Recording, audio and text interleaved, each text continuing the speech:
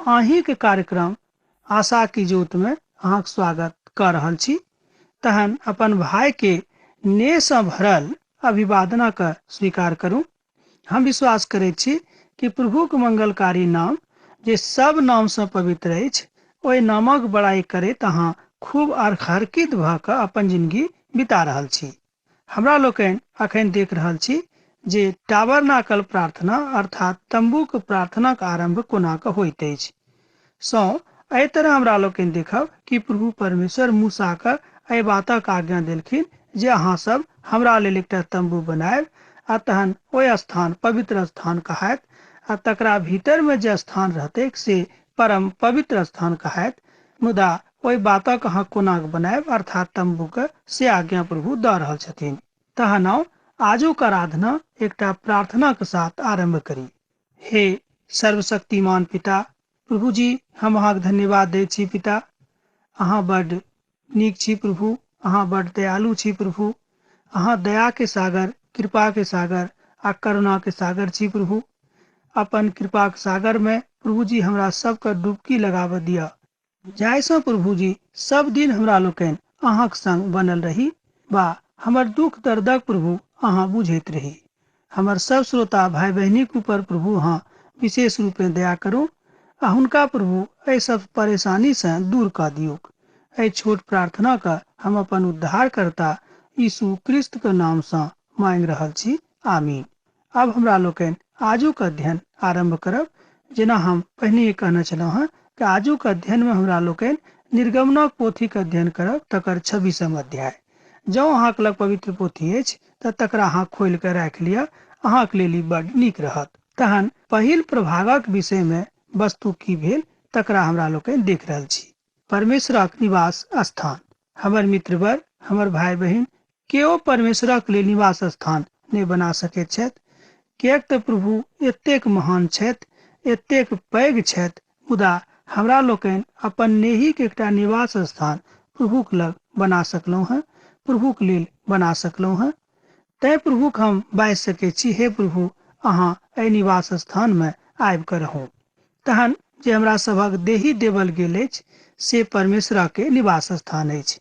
कुरिन्थियोक पोथी में एहि बातक बतायल गेल छै कि अहाँ नहि जानैत छी कि जे अहाँके देही अछि ई परम परमेश्वर के मंदिर थिक, कि अहाँ ई बातक नहि जानै छी। तहन हमर मित्रवर, हमर भाई बहिन, हमरा लोकनि कहियो कहियो अपन देही के खराब करैत रहै छी, तैं प्रभु परमेश्वर हमरा सभक अंदर में निवास नहि करैत छथि।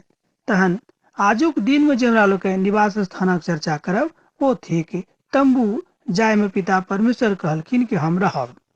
तहन आउ एक पदक देखी। आ प्रभुक निवास स्थानक लेल 10टा पर्दा बनायब।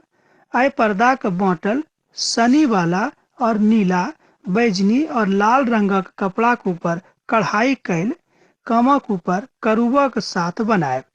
देखियो पिता परमेश्वर आज्ञा दऽ रहल छथिन मूसा के, जहाँ कोना हमरा लेल निवास स्थान बनायब। पद में एहि बातक स्पष्टीकरण भऽ रहल अछि। मुदा एहि बातक ओ कहलखिन कि जे किछु अपवित्र अछि तकरा अहाँ नहि बना सकलहुँ हैं, आ नहि ओहि पवित्र स्थान के एहिठाम सेहो अहाँ आनि सकलहुँ हैं। पर्दा के लंबाई चौड़ाई के विषय में सेहो बतायल गेल छै आ तकर विधि सेहो बतायल गेल छै, तकरा अहाँ कोना कऽ लटकेबै। देखियौ प्रभु परमेश्वर एहन कोनो बातक नहि छोड़ि रहल छथिन जाहि बातक ओ मूसा के नहि बता रहल छथिन, जाहिसँ मूसा के परमेश्वरक लेल निवास स्थान बनाबे में कोनो तरहक तकलीफ नहि हुए। पद 7 के देखियो। आ फेर निवासक ऊपर तंबूक काज देबाक लेल बकरीक बालक 11टा पर्दा बनायब, सेहो एहिठाम देवल गेल छै, अर्थात पर्दा एक दोसर पर्दा सँ साटल रहेक। देखियो कोना आज्ञा देने छथिन कि एक पर्दा दोसर पर्दा सँ साटल रहेक, अलग अलग नहीं रहेक। एक पर्दा के लंबाई 13.5 मीटर आ चौड़ाई 1 मीटर 80 सेंटीमीटर हुएक आ 11 पर्दा एके नापक हुएक। देखियो प्रभु परमेश्वर बता रहल छथिन जे कतेक नमहर आ कतेक चौड़ा पर्दा रहतेक आ तकरा अहाँ कोना के राखबै आ ओ कोना के झाँपल रहतेक सेहो एहिठाम बतायल गेल छै। एक पर्दा के लंबाई 13.5 मीटर आ चौड़ाई 1 मीटर 80 सेंटीमीटर के होयबाक चाही। से देखो पिता परमेश्वर नाप सेहो बता रहल छथिन ओहि पर्दा कहाँ कतेक नापक बनेबे। हमर मित्रवर, हमर भाई बहिन, ए बातक अहाँ खूब ध्यान दऽ कऽ देखियौ। इसराइली लोकक तंबूक प्रार्थनाक विषय में आ तंबूक बनेबाक विषय में स्पष्ट आज्ञा देवल गेल छै। जँ अहाँ एहि बातक बुझि रहल छी तऽ हम कहब हमरो सभक जे देही अछि ई पिता परमेश्वरक मंदिर अछि, तहन हमरो सभक अपना देहीक ऊपर पूर्ण नियंत्रण प्रार्थनाक साथ रखबाक चाही, जाहिसँ हमरा सभक हृदयसँ, हमरा सभक देहीसँ कोनो तरहक एहन काज नहि हुएक जे काज प्रभु पसंद नहि राखैत छथि। तहन 14 पद में एना बतायल गेल छै। आ फेर तंबूक लेल लाल रंग सँ रंगल भेड़ाक खालक एकटा ओढ़ना आ तकरा ऊपर सुइसक खालक सेहो एकटा ओढ़ना बनायब। एहिठाम देवल गेल छै जहाँ कोना के ओढ़ना बनायब। आ जे तेसर बातक बतायल गेल छै ओ तेसर पर्दा भेड़ाक खालक बनयबाक आज्ञा देवल गेल छै। मुदा तंबू के एहिठाम जे बात भऽ रहल अछि, अर्थात समान रूपे ओहि सबटा बातक प्रभु बता रहल छथिन जे उजाड़िस्तानक बाट में हुनका सभक भेटैन। एहन कोनो बातक ओ नहि बता रहल छथिन जे सबटा हुनका सभक बाट में नहि भेटैन। अर्थात प्रभु परमेश्वर जानैत छथि कि हमर धिया पुताक कतेक शक्ति छनि, हुनक कतेक कऽ सकैत छथि, एहि बातक हुनका पूर्ण रूपेण ज्ञान छनि। तैं वएह सबटा वस्तु के प्रभु मांग करैत छथि वा हुनका आज्ञा दैत छथि जाहि बातक हुनका सभक बाट में भेटैन वा आसानी से भेटैन। प्रभु परमेश्वर अहूँक विषय में बातक जानैत छथि कि अहाँ कतेक प्रभुक लेल कऽ सकैत छी। हमर मित्रवर, एहि बातक अहाँ कनिक ध्यान दियौ। आ तेसर पर्दा भेड़ाक रंगायल खालसँ बनवायब। ई पर्दा टाबरनाकल प्रार्थनाक चादरक मजबूतीक बता रहल अछि। ई एही बातक प्रासंगिकताक बतायल गेल अछि जे चारिम पर्दा एकटा और विचित्र जीवधारीक खातासँ बनायब वा कहियो खालसँ बनायब। मुदा प्रभु यीशु मसीह आ हुनक आगमनक एहिठाम बड्ड मजबूतीक स्पष्टीकरण भऽ रहल अछि। आब देखियौ हमर मित्रवर, हमरा लोकनि एखन पुरना नियमक पोथीक अध्ययन कऽ रहल छी, मुदा यहू पोथी में प्रभु यीशु मसीह हमरा लोकनि दर्शन पाबि रहल छी। किएक तऽ प्रभु यीशु मसीह एहि सबटा बातक ज्ञान हमरा सभक दऽ रहल छथि, हमरा सभक बता रहल छथि जे हमरा लोकनि कोना कऽ हुनका विषय में अध्ययन करी वा हुनकासँ आराधना करी। देखियौ, पुरना नियमक पोथी में सेहो हमरा लोकनि प्रभु यीशु मसीह के आगमनक एकटा सांकेतिक चिन्ह एहिठाम देख रहल छी आ हुनका विषय में बतायल गेल छनि कि हुनका बिनु केओ मनुष्य जाति के उद्धार नहि दऽ सकैत छथि। यह भेल टाबरनाकल प्रार्थनाक महान उद्देश्य। परमेश्वरक यह उद्देश्य रहनि, तंबू के प्रार्थना के यह महान उद्देश्य रहेक जे बाध्य आवरणसँ मुदा आंतरिक आवरणसँ प्रभुक शक्तिक आ प्यारक जँ अहाँ चिन्हैत छी तहने अहाँ प्रभुक लग रहि सकलहुँ हैं। मुदा मूसाक माध्यमसँ प्रभु एहि बातक बताबैक इच्छा राखैत छथि जे इसराइली लोक प्रार्थनाक आज्ञाक मानैक आ प्रभुक संग चलैक आ तहने प्रभु हुनका संगे वाचा बान्हि सकैत छथि। मान लियौ अहाँ ककरोसँ दोस्ती करैत छी तऽ कोना करैत छी? जँ हुनकासँ अहाँके बात नहि रहत तऽ की अहाँ हुनकासँ दोस्ती राखबै? हम सोचै छी जे अहाँ नहि राखबै। किएक तऽ एहि अध्याय में हमरा सब देख रहल छी जे प्रभु कोना कऽ सबटा सामान्य बातक कऽ रहल छथि वा भऽ सकैत छै। तहन प्रभावकारी बातक अहाँ बुझि सकलहुँ हैं। यह छल प्रभुक उद्देश्य जाहिसँ ओ अहाँके बता रहल छथिन कि प्रभु अहाँसँ प्रेम राखैत छथि। हमर मित्रवर, हमर भाई बहिन, आ फेर निवासक खड़ा करबाक लेल बबूलक लकड़ीक तख्ता बनवायब आ सबटा तख्ताक लंबाई 4.5 मीटर आ चौड़ाई 67.5 मीटर हुएक। देखियो एहिठाम खूब नीक जकाँ प्रभु, एना कहियो बड्ड स्पष्ट जकाँ प्रभु एहि बातक बता रहल छथिन। आ प्रत्येक तख्ता में एक दोसर सँ जुड़ल 2टा चूल्हा रहेक आ निवासक सबटा तख्ताक एही तरह बनवायब। आ निवासक जे लेल तख्ता अहाँ बनवायब ओहिमे सँ 20 तख्ता तऽ दक्षिण दिशाक लेल हुएक आ 20 तख्ताक नीचाँ चानीक 40 कुर्सी बनायब, अर्थात एक एक तख्ताक नीचाँ और चूल्हाक लेल 2-2टा कुर्सी। देखियो एहिठाम सबटा बातक हिसाब किताब प्रभु दऽ रहल छथिन। अब अहाँ कहबै कि यौ एतेक बातक की जरूरत रहे? प्रभुके की आवश्यकता रहनि कि मनुष्य जातिसँ एतेक नीकसँ वा एतेक गंभीरतासँ ई काजक करावल रहल छथिन, तऽ हम अहाँसँ कहब कि प्रभु एहि सभटा बातक किया करा रहल छथिन, जाहिसँ हमरा लोकनि एहि बातक बुझी कि मनुष्य जातिके पिता परमेश्वर सबसँ ऊँच बनेने छथिन। जतेक जीवधारी छथि ओहि सबमे मनुष्य जातिके पिता परमेश्वर सर्वोच्च बनौने छथिन। तैँ ओ हुनका बुद्धिक द्योतक मान कऽ हुनकासँ एहि सभटा बातके अपेक्षा राखि रहल छथिन। हम बुझै छी जे अब अहाँ बुझि गेल होबै कि पिता परमेश्वर किया की बात हुनकासँ चाहैत रहत। ई तख्ता सब बबूलक लकड़ी हुए, किएक तऽ बबूलक लकड़ी बड़ कठोर आ मजबूत होइत अछि। सब किछु जे टाबरनाकलक दीर्घामे रहते ओहि सबटा बातोमे एहिठाम बतायल गेल छै, अर्थात तम्बू के दीर्घामे ओहिठाम जे रहते तकरा विषयमे एहिठाम बतायल गेल छै। जेना हम शुरुएमे कहलहुँ हेँ, कोई तम्बू के जे खंभा के विषय में हमरा लोकनि देख रहल छी, तम्बू के बिचला खंभा प्रभु यीशु मसीह के दर्शा रहल अछि। अब तो अहाँ बुझि गेल होबै कि ताहियो काल में प्रभु यीशु मसीह के सांकेतिक चिन्ह हमरा लोकनि देखैत छी। तम्बूक जे बिचला खंभा रहे तकरा प्रभु यीशु मसीह के विषय में दर्शायल गेल अछि। एहि तरह टाबरनाकल प्रार्थनाक विधाक स्थापना कयल गेल। एना कहियो तम्बू के प्रार्थनाक स्थापनाक विधा कयल गेल। अब जे विश्वासी लोकनि एहि बातक उस पर विश्वास राखैत छथि कि प्रभु यीशु मसीह हमर उद्धारकर्ता छथि, हुनके मोन में एहि तरहक विधान भऽ सकैत छै, मुदा जँ हुनका मन में ई सब बात नहीं छनि तऽ ई सबटा बातक विधान कहियो नहीं भऽ सकैत छै। अब एहिठाम जाहि सोनीतक विषय में बतायल गेल छै ओ प्रभु यीशु मसीह सोनीतक विषय में गवाही दैत अछि। प्रभु यीशु के मध्यस्थता मनुष्य जातिक जिंदगी के बागडोर थामैत छथि, अर्थात अहाँ ई नहीं बुझब कि अहाँ अनाथ छी। एक गोटे एही तरह कथा हमरासँ पातीमे दिन कहलखिन कि हम अनाथ छी।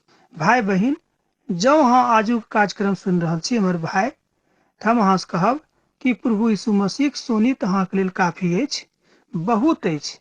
अहाँ ई नहीं बुझब कि अहाँ असगरे छी, अहाँ अनाथ छी। किएक तऽ प्रभु यीशु मसीह कहलखिन कि अब जे केओ हमरा अपन उद्धारकर्ताके रूपमे मानैत छथि ओ अब अनाथ नहीं छथि वा अनाथ नहीं भऽ सकैत छथि। सोनीत उद्धारक बाटक देखा रहल अछि। किएक तऽ देखियौ पवित्र पोथी में पुरने नियम में एहि बातक बतायल गेल छै कि कोनो बात बिना सोनीतक नहीं भऽ सकैत छै, विशेष रूपे उद्धारक बात। अर्थात उद्धारक बाट अहाँके लग तहने खुजत जहन अहाँ प्रभु यीशु मसीह के सोनीतक ऊपर विश्वास करबै कि ओ सोनीत क्रूसक ऊपर हमरे सभक लेल बहायल गेल छल। हमर मित्रवर, हमर भाई बहिन, एहि संसार में रहैत काल में हमरा लोकनि तरह तरह के तकलीफ में पड़ैत रहैत छी। हमरा लोकनि सोचैत छी की करब, की नहीं करब, कोना के हैत, की नहीं करब, हमरा बताउ हम कतऽ जायब। तरह तरह के प्रश्न हमर मित्रवर, हमर भाई बहिन, मनुष्य जाति के जिंदगी में जीवित रहैत काल में आबैत अछि। एहि संसार में केओ नहीं अछि जिनका लग तकलीफ नहीं छै। अहाँ जे बुझे छी कि अमुक मनुष्य खूब धनिक छथि, हुनका लग कोनो तरहक तकलीफ नहीं छै, जँ अहाँ हुनक जिंदगी के मूल्यांकन करबै तऽ अहाँ देखबै हुनको जिंदगी में तरह तरहक तकलीफ छनि। आ नीला, बैजनी आ लाल रंगक आर बाँटल सूक्ष्म सनी वाला कपड़ा सँ बीच वाला पर्दा बनवाए। देखियो प्रभु परमेश्वर मूसा के आज्ञा दऽ रहल छथिन कि कोना कऽ अहाँ तम्बू के बीच वाला पर्दा के बनवाए, किएक तऽ वह पवित्र स्थान तकरा बाद ठहरतै। तकरा सोना से मढ़ायब, बबूलक 4 खंभा में लटका देब और आंकड़ा सोना हुए और चांदी के 4 कुर्सी के ऊपर ठाढ़ रहे। देखियो एहिठाम खूब नीक सँ बतायल गेल छै। तकरा अहाँ बुझि सकलहुँ हँ, ई जे 4 खंभा थिक ई प्रभु यीशु मसीह के चारों दिशा के विषय में बतायल गेल छै। अर्थात पिता परमेश्वर संसारक चारों दिशा के देखैत छथि। एहन कोनो दिशा बाँचल नहीं छै जतऽ प्रभु के आत्मा नहीं छनि, अर्थात जतऽ प्रभु के आत्मा विराजमान नहीं छनि वा हुनक आत्मा मंडराबैत नहीं छनि। जेना अहाँ बुझी, अर्थात प्रभु सब ठाम छथि, अर्थात ओ सर्वव्यापी छथि। सोझ जकाँ हमरा लोग एना बुझि सकलहुँ हैं। ई जे 4 खंभा थिक ओ एही बातक द्योतक थिक जे प्रभु सर्वव्यापी छथि। तहन पिता परमेश्वर एहि बातक हुनका बता देलखिन एहि बातक अहाँ 32 पद में एहि अध्याय के पढ़ि सकलहुँ हैं। 26 अध्याय के 32 पद में जहन प्रभु यीशु मसीह क्रूसक ऊपर छलाह तहन ओ अपन आत्मा में क्रूसित भ कऽ कहलनि, हे हमर पिता, अहाँ हमर प्राणक अब लऽ लिअ।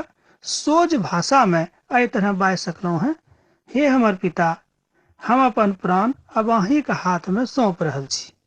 देखियो, प्रभु यीशु मसीह जहन बहुत क्रूसित भेलाक बाद एना कहियो क्रूसा पर छलाह तहन ओ कहै छथि, हे हमर पिता, हम अपन प्राण के अहाँ के हाथ में सौंप रहल छी, अर्थात अहाँ के अब हम दऽ रहल छी।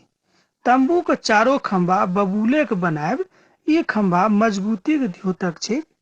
तहन प्रवर्तक बातक बीच में एहि बातक हमरा लोकनि बुझि सकै छी।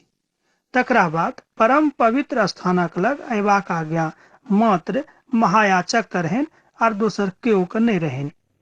देखियो, एहिठाम एकटा बातक बतायल गेल छै कि महापवित्र स्थान में आबे के आज्ञा मात्र महायाचक रहनि आर केकरो नहीं रहनि।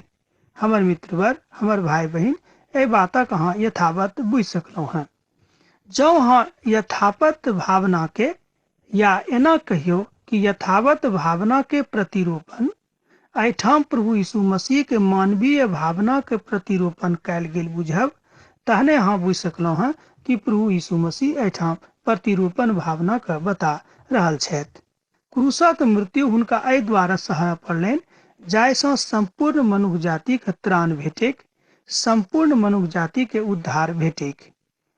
प्रभु यीशु मसीह के आगमन कोनो विशेष जाति के लेल नहि, कोनो विशेष देशक लेल नहि, मुदा संपूर्ण मनुष्य जाति के लेल भेल रहनि। मत्ती के रचल सुसमाचार में एहि बातक ज्ञान सेहो बतायल गेल छैक। तहन यीशु बड़ उच्च स्वर में सोर पाड़ि कऽ प्राण त्याज देलखिन। देखियो, मत्ती कोना कऽ एहि बातक अभिव्यक्ति करैत छथि। तहन यीशु बड़ उच्च स्वर में सोर पाड़ि कऽ प्राण त्याज देलखिन। एहिठाम सोझा सोझी लिखल गेल छै कि प्रभु यीशु मसीह अपन प्राणक त्याज देलखिन। हमरा लोकनि जहन मत्ती के रचल सुसमाचारक अध्ययन करैत रहौं ताहि काल हमरा लोकनि देखलहुँ कि श्रीमान मत्ती प्रभु यीशु मसीह के एकटा महान इस्राएली राजा के रूप में प्रयुक्त कयने छथि। श्रीमान मत्ती एहि बातक ऊपर विशेष रूप में ध्यान देने छथि कि इस्राएली के राजा प्रभु यीशु मसीह छथि, आ जे केओ इस्राएली प्रभु यीशु मसीह के अपन राजा के रूप में ग्रहण नहि कयने छथि हुनक त्राण नहि हेतैक। ताहि काल में यरूशलेमक मंदिरक पर्दा ऊपर सँ लऽ कऽ नीचाँ धरि फाटि गेलैक। अब अहाँ कहबै कि यौ भैया, अहाँ पुरना नियम से सोझा सोझी नवा नियमक दिस किया बढ़ि गेलहुँ हैं। हम एहि द्वारा एम्हर अयलहुँ कनि कालक लेल कि देखियो, एहिठाम वही बातक सांकेतिक बतायल गेल छै। किएक तऽ यरूशलेम मंदिर में सेहो पर्दा लागल रहैक, मुदा जहन प्रभु यीशु मसीह के प्राण त्याज देलखिन तऽ मंदिरक पर्दा ऊपर सँ नीचाँ धरि फाटि गेलैक। तहन एहि बातक अहाँ मत्ती के रचल सुसमाचार तकर 27 अध्याय के 50 आ 51 पद में देख सकलहुँ हैं। जँ अहाँक लग पवित्र पोथी अछि तऽ खोलू। ताहि काल में यरूशलेमक मंदिरक पर्दा ऊपर सँ लऽ कऽ नीचाँ धरि फाटि गेलैक, आ फाटिए नहि गेलैक, मुदा ओ दू टुकड़ा भऽ गेलैक। धरती काँप उठलैक और चट्टान तड़क गेलैक। एहिठाम अर्थात प्रभु यीशु मसीह जहन एहि संसार से विदा भेलथि तऽ एहि तरह के घटना होइत अछि। हमर मित्रवर, हमर भाई बहिन, प्रभु यीशु मसीह एहि बातक एहिठाम बता रहल छथिन कि मनुष्य जातिक लेल देखियो, हम एतेक काज केलहुँ हैं, मुदा अहाँ में से बहुत कमे लोग हमरा चिन्हलक। हमर भाई बहिन, हमर मित्रवर, हम अहाँ से हाथ जोड़ै छी, अहाँ प्रभु के अपन उद्धारकर्ता के रूप में ग्रहण करू। किएक तऽ पवित्र पोथी में लिखल गेल छै कि हमरा आजमा के देखियो कि हम केहन परमेश्वर छी। जँ अहाँ प्रभु के आजमा के नहीं देखबै तऽ प्रभु के अहाँ कोना कऽ बुझि सकलहुँ हैं। ई एकटा पैघ बात बताल गेल छै। आ फेर तंबूक द्वारक तेल नीला, बैजनी और लाल रंगक बाँटल सूक्ष्म सनी वाला कपड़ा के ऊपर काढ़ कर काम कैल पर्दा बनायब। अब देखियो, एहि पदक एक बेर आरो देखी। आ फिर तंबूक द्वारक लेल नीला, बैजनी और लाल रंगक बाँटल सूक्ष्म सनी वाला कपड़ा ऊपर काढ़ल के अहाँ सब बनायब। एहि बातक एहिठाम लिखल गेल छै। आ एहि पर्दाके लेल 5टा बबूलक खंभा बनायब आ तकरा सोनासँ मढ़ायब आ तकर कढ़ी सोनाक रहेक आ तकरा लेल 5टा कुर्सी पीतलसँ ढलवा कऽ बनायब। देखियौ पिता परमेश्वर 5 खंभाक लेल एक एकटा कुर्सीके बात करैत छथि। एकर मतलब तऽ इएह भेलै कि परम पवित्र स्थानमे मात्र महायाजक छोड़ि कऽ आर केओ नहि जा सकैत छथि, मुदा जे दोसर सब याजक रहत ओ सब एहि खंभाक लगमे अपन अपन कुर्सी पर बैसल रहताह। एहिठाम एहि तरह प्रभुक अभिव्यक्ति भऽ रहल अछि। तहन देखियौ एहि पदक एक बेर आरो हम पढ़ि रहल छी। आ एहि पर्दाक लेल 5टा बबूलक खंभा बनायब आ तकरा सोनासँ मढ़ायब आ तकर कढ़ी सोनाक रहेक आ तकरा लेल 5टा कुर्सी पीतलसँ ढलवा कऽ बनायब। देखियौ प्रभु परमेश्वर कुर्सी कोनाक बनेबै तकरो विषयमे अहाँ बतैने छथि। ओ बतैने छथि कि अहाँ कोनाक बनेबै। तहन प्रभुके प्रेमक जँ अहाँ बुझि सकलहुँ हैं तऽ अहाँ बुझि सकैत छी, किएक तऽ पवित्र शास्त्रमे लिखल गेल छै कि प्रभुके प्रेमके जँ अहाँ सचमुचमे बुझि गेल छी तऽ केओ अहाँके परमेश्वरक प्रेमसँ अलग नहि कऽ सकैत छथि। आ जँ प्रभु प्रेमक अहाँ बुझनैये नहि छी तहन अहाँके सब केओ प्रभु प्रेमसँ अलग कऽ देताह। हमरा सब प्रभुक महिमाके कारणे स्वर्ग राज्यमे प्रवेश पायब। ई नहि कि अपन नीक काजक कारणे। हमरा सब प्रभुक महिमाके कारणे, कनिक ध्यान दियौ, हमरा सब प्रभुक महिमाके कारणे स्वर्ग राज्यमे प्रवेश पायब। यह बात प्रभु परमेश्वर प्रभु यीशु मसीहके माध्यमसँ खोलि देने छथिन वा खोजि देने छथिन। यूहन्नाक पोथीमे सेहो एहि बातक तथ्य बतायल गेल छै। प्रभु यीशु हुनकासँ कहलनि, बाट सत्य आ जिंदगी तऽ हमही थिकौं, हमरा बिनु केओ पिताक लग नहि जा सकैत छथि। यूहन्नाक पोथी तकर 14 अध्यायके 6 पदमे एहि बातक बतायल गेल छै। ई पद तऽ बड सब केओ जानैत छथि, हम सोचै छी अहूँ जानैत होइब। ई दोनों बात बबूलक खंभा और साक्षी पात्र के प्रभु यीशु के प्रतिपादन करैत अछि। अब तऽ अहाँ बुझि गेल होबै कि साक्षियो पात्रा में अर्थात तंबू में सेहो प्रभु यीशु मसीह विराजमान छथि। प्रभु यीशुके सांकेतिक चिन्ह एहिठाम बतायल गेल छै, कोइ संसार में उपस्थित छथि। अब तऽ अहाँ से विदा होय के काल भऽ रहल अछि। प्रभुक प्रेम अहाँक जिंदगी में बनल रहेक। आमीन।